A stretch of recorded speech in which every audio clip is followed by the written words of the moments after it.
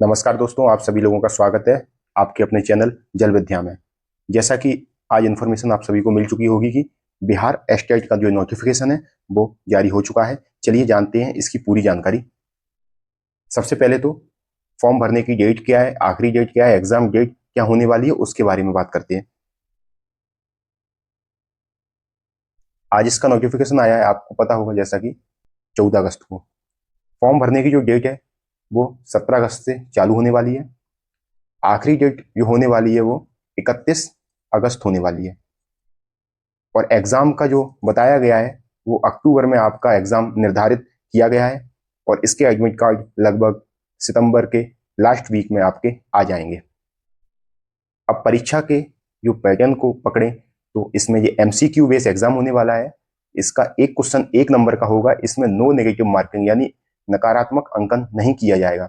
यह paper 2 level पे होगा, एक एस्टेट पेपर 1 और एस्टेट पेपर 2। यानी एस्टेट पेपर 1 यानी माध्यमिक स्तर पर और उच्च माध्यमिक स्तर पर यानी टीजीटी और पीजीटी लेवल पर यह एग्जाम कंडक्ट कराया जाएगा।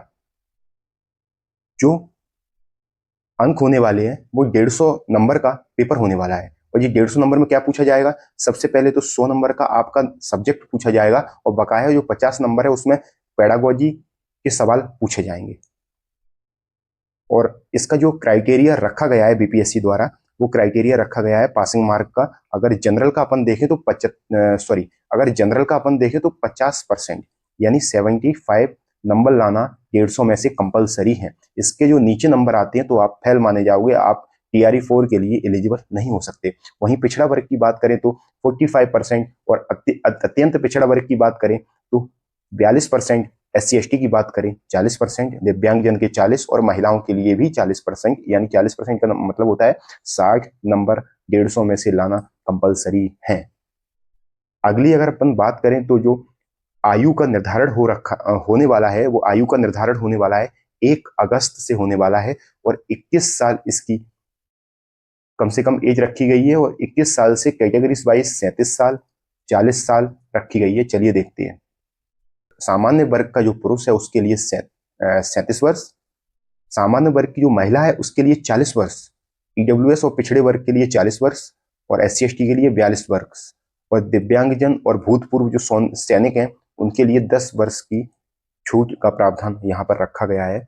और वहीं अगर परीक्षा शुल्क की बात करें तो पेपर 1 अगर आप भरते हो, चाहे एस्टेट का पेपर 1 भरो या एस्टेट का पेपर 2 भरो, तो आपके 960 रुपए लगने वाले हैं। और अगर आप दोनों पेपरों को भरेंगे तो लगभग आपके 1440 यानी लगभग 1500 रुपए आपके लगने वाले हैं। वहीं SC ST और दिव्यांगजन के लिए 760 और 1140 रुपए लगने वाले हैं।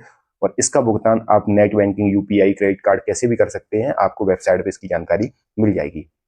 एजुकेशन क्वालिफिकेशन की बात करें तो पेपर 1 में ग्रेजुएशन के साथ बीएड चाहिए और पेपर 2 में graduation plus MA plus BEd चाहिए। वहीं कंप्यूटर साइंस वालों के लिए बहुत बड़ी खुशखबरी है, यहाँ पर बीएड है वो कंपलसरी नहीं रखी गई है। अगर आपके पास बीएड है तो ठीक है, नहीं तो बीएड यहाँ कंपलसरी नहीं रखी गई है।